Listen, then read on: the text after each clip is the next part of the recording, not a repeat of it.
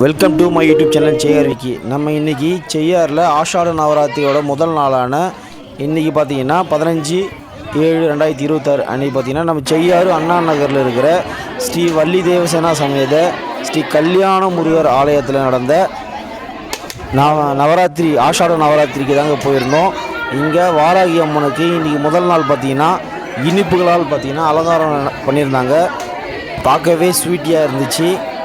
பார்த்திங்கன்னா நாளைக்கு பார்த்திங்கன்னா மஞ்சளால் பார்த்திங்கன்னா அலங்காரம் செய்யறதா சொல்லியிருக்கிறாங்க. ஒவ்வொரு நாளைக்கும் அலங்காரம் பண்ணுறத நான் உங்களுக்கு வீடியோவாக டெய்லியுமே பார்த்திங்கன்னா இன்றைக்கி நடக்கிறத பார்த்திங்கன்னா நாளைக்கு காலையில் 6 மணிக்கெலாம் நம்ம செய்யார் விக்கி யூடியூப் சேனலில் அப்டேட் பண்ணிடுறேன். நேரில் வந்து பார்க்குறவங்க பாருங்கள், பார்க்க முடியாதவங்க நம்ம சேனல் வழியாகவே நான் உங்களுக்கு டெய்லியுமே அப்டேட் பண்ணுறேன் பாருங்கள். அதுக்கு நீங்கள் செய்ய வேண்டியதெல்லாம் நம்ம செய்யார் விக்கி யூடியூப் சேனலை சப்ஸ்கிரைப் பண்ணிக்கோங்க, ஃபாலோ பண்ணிக்கோங்க, ஷேர் பண்ணுங்கள். அப்படியே எதனா டவுட்டாக இருந்தால் நீங்கள் கமெண்ட்ஸ் பண்ணுங்கள். கமெண்ட்ஸில் உங்களுக்கு எக்ஸ்பிளைன் பண்ணுறேன். போற்றி கண்ணாரமுத கடலே போற்றி கைலை மலையானே போற்றி போற்றி ஜெய் அரோரா அரோரா அரோரா ஸ்ரீ மகாபராக அம்பிகமூர்த்திக்கு ஜெகதம்பிகே. பெரும்பு சார்ந்த ஆஸ்திக பக்தர்களுடைய மையத்தர்களே,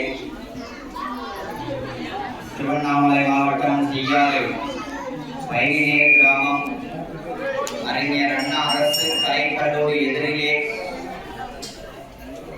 வீட்டிற்கக்கூடிய அகிலாண்ட கோடி பிரம்மாண்ட நாயகன் கலியுக புருஷனாக விளங்கக்கூடிய வள்ளி தேவசேனா சமேத ஸ்ரீ கல்யாண முருகர் ஆலயத்திலே பரிவார பூர்த்தியாக எழுந்து சேவை சாதிக்கக்கூடிய அருள்மிகு ஸ்ரீ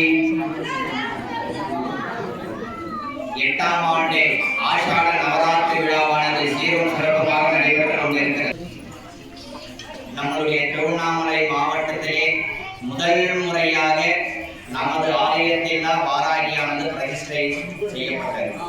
ஆதி வாராகி தஞ்சாவூருக்கு அடுத்தபடியாக நமது திருவண்ணாமலை மாவட்டத்தில் சொல்றேன். பல்லூர் வாராய்களாக இப்போது இருக்கிறது. திருவண்ணாமலை மாவட்டத்தில் முதல் முறையாக நமது ஆலயத்தில் வராகமூர்த்தி பிரதிஷ்டையானது நடைபெற்று கும்பாபிஷேக அந்த ஆண்டு முதல் 8 ஆண்டுகள் தினந்தோறும் வருஷாந்தோறும் சீரம் சிறப்புமாக இந்த ஆஷாட நவராத்திரி விழாவானது நடைபெற்றுக் கொண்டிருக்கிறது. இந்த வருடம் பராபவ வருடம் ஆடி மாத பிரதமை முதல் நவமி வரை 11 நாட்கள், அமாவாசைக்கு மறுநாள் பிரதமை முதல் நவமி வரை இந்த 11 நாட்கள் ஆஷாட நவராத்திரின்னு சொல்லுவோம். முன்னதாக சொன்னது போல வருஷத்துல 4 நவராத்திரிகள் உண்டு. அதுல முதலாவதாக வரக்கூடியது வசந்த நவராத்திரி, அதற்கு அடுத்தபடியாக வரக்கூடியது ஆஷாட நவராத்திரின்னு சொல்லுவோம். இந்த ஆஷாட நவராத்திரியின் அதிபதி யாருன்னு பார்த்தீங்கன்னா வராகதேவி. சப்த கன்னிகளில் 5வது கன்னியாக விளங்கக்கூடியது வராகமூர்த்தி. அம்பாளுக்கு இன்னொரு முழுமுதற் பெயர் காரணம் என்னன்னு பார்த்தீங்கன்னா, நம்ம எல்லாம் விநாயகர் பெருமான் தான் முழுமுதற் கடவுள்னு நினைச்சுட்டு இருக்கோம். நம்ம தஞ்சாவூர்ல பார்த்தீங்கன்னா விநாயகருக்கு முக்கியத்துவமே கிடையாது. நம்ம தஞ்சாவூர் பிரகதீஸ்வரர் கோவில் இடதுபுறமாக விட்டிருக்கக்கூடிய வராக அம்பிகைக்கு தான் முழுமுதற் கடவுள்னு பெயர் காரணம் உண்டு. அதுபோல நமது ஆலயத்தில் இன்றைய தினமானது நவராத்திரி முதல் நாள் சரியாக 4 மணி அளவிலே 16 வகை திரவியங்கள் விசேஷ அபிஷேகமானது செய்யப்பட்டு, அதனைத் தொடர்ந்து நவராத்திரி முதல் நாள் பலகாரம் என்று சொல்லக்கூடிய இனிப்பு அலங்காரம்.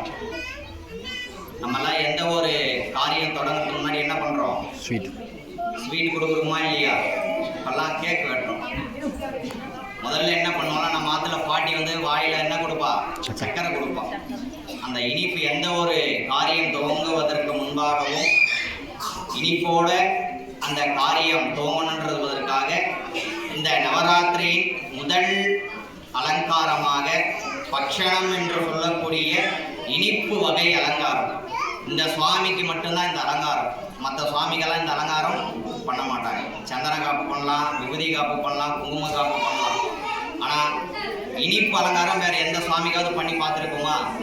கிடையாது. வராக தேவிக்கு மட்டும்தான் அந்த இனிப்பு அலங்காரம். ஒரு 4-5 அலங்காரங்கள் இந்த அம்பாளுக்கு அதிவிசேஷமான அலங்காரங்கள். இதெல்லாம் நம்ம வருஷத்தில் ஒரு நாள் தான் இந்த அலங்காரத்தெல்லாம் தரிசிக்க முடியும்.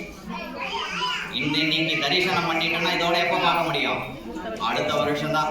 சுவாமி நமக்கு அனுகிரகம் பண்ணியிருந்தா அடுத்த வருஷம் வந்து அலங்காரத்தை தரிசிக்க முடியும். ஆகையால சுவாமியை பிரார்த்தனை பண்ணிக்கோங்க. தினந்தோறும் 4 மணி அளவில் அபிஷேகமானது நடைபெறும். சரியாக 4 மணிக்கெல்லாம் அபிஷேகமானது நடைபெறும். அபிஷேகம் முடிந்தவுடன் சரியாக 7 மணி அளவில் மகா சோடச உபசாரத்துடன் தீபாவளியானது நடைபெறும். நமக்கெல்லாம் எவ்வளவோ வேலைகள் இருக்கலாம். இந்த 11 நாட்கள் ஒரு மணி நேரம் இருக்கக்கூடிய வேலைகளை ஒத்தி வைத்துவிட்டு அம்பாளை தரிசனம் பண்ணணும், வரணும், அவசியம் வரணும்.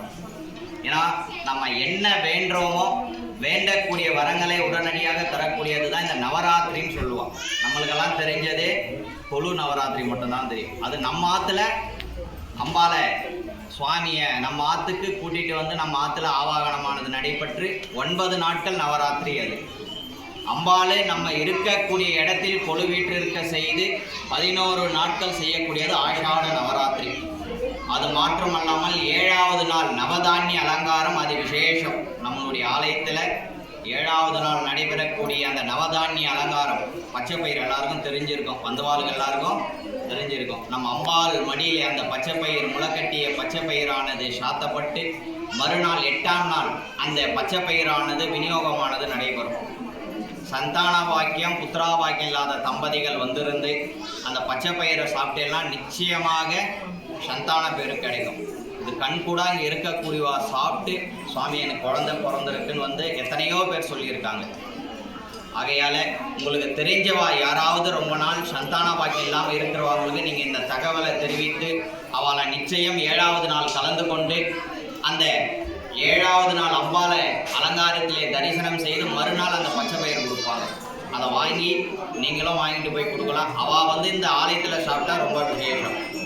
ஆகையால் அதனை தெரியப்படுத்துமாறு கேட்டுக்கொள்கிறோம். அதனை தொடர்ந்து 11வது நாள் விசேஷமானதொரு 58 வகை திரவிய அபிஷேகம் வருஷாந்தோறும் நடைபெறக்கூடிய குறைஞ்சபட்சம் 4 மணி நேரம் அபிஷேகம் நடைபெறும்.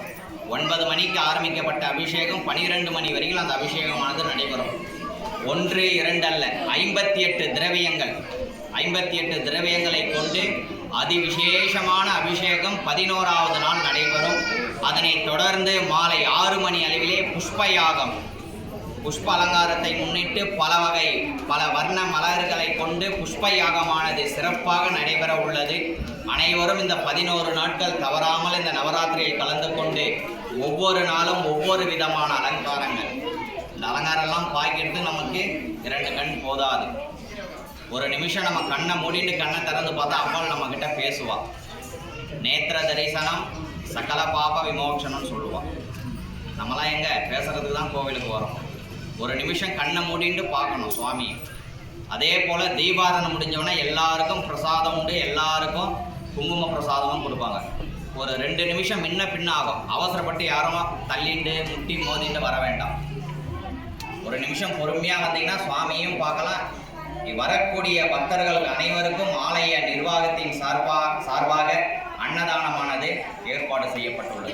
சுவாமி பிரசாதம் காலியாயிடெல்லாம் யாரும் கவலைப்பட வேண்டியதே இல்லை. அனைவருக்கும் அந்த பிரசாதம் உண்டு. ஆகையால் சங்கல்பம் இப்பொழுது நடைபெறும். முதல்ல உங்களுடைய பெயர், ராசி, நட்சத்திரம் எல்லாம் பிரார்த்தனை பண்ணிக்கோங்க. 11வது நாள் ஒவ்வொருத்தராக வந்து அர்ச்சனை பண்ணிக்கலாம். அன்னைக்கு லட்சார்ச்சனையானது நடைபெறும். புஷ்பா யாகம் நடைபெற்று இந்த 10 நாட்கள் நம்ம என்ன வேண்டுதல் வைக்கிறோமோ அதை 11வது நாள் அம்பாள் நிவர்த்தி பண்ணி கொடுப்போம். இது நாங்கள் கண்கூடா கண்ட உண்மை. முதல் நாளில் வைக்கப்பட்ட ஒரு வேண்டுதலானது 9 நாளிலே நிறைவேறியது சென்ற ஆண்டு. ஆகையால் நம்ம ஒரு சுவாமியை வேண்டுறோன்னா மனப்பூர்வமாக வேண்டணும்.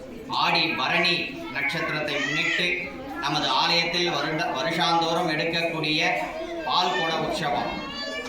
பால்குட உற்சவமானது பரணி நட்சத்திரத்தை முன்னிட்டு நமது ஆலயத்தில் சென்ற ஆண்டு 108 குடம் பால் குடம் எடுத்தோம். இந்த வருஷம் 151 குடம் நம்ம கோவில் சார்பாக வாங்கியிருக்கிறோம். பால் குடம் எடுக்கும் அன்பர்கள் யாராச்சும் விருப்பப்பட்டீங்கன்னா ஆலய நிர்வாகத்தினரிடம் ரூபாய் 601 செலுத்தி பெயர் முன்பதிவு செய்து கொள்ளணும். முன்னால் சேலை கொடுத்துருவாங்க, பால் குடம் கொடுத்துருவாங்க. அதெல்லாம் பெயர் பதிவு அவசியம். யாரெல்லாம் பால் குடம் எடுக்க விருப்பப்படுறீங்களோ அவங்க ஆலய நிர்வாகத்தினரிடம் பெயர் மற்றும் தொலைபேசி எண், ஏன்னா நாங்கள் அடுத்தது கான்டாக்ட் பண்ண எங்களுக்கு கொஞ்சம் ஈஸியாக இருக்கும். ஆகையால் உங்களுடைய பெயரும் தொலைபேசி எண்ணும் ஆலய நிர்வாகத்தினரிடம் செலுத்தி ரூபாய் 601 அந்த பால் குடத்திற்கு செலுத்தி பெயர் பதிவு செய்து கொள்ளுமாறு ஆலய நிர்வாகத்தின் சார்பாக கேட்டுக்கொள்கிறோம். அரஹர நம பார்வதி. நாளை பார்த்தீங்கன்னா மஞ்சள் காப்பு அலங்காரம் நடக்க இருக்குது. நான் அதுவும் வீடியோவாக போடுறேன்.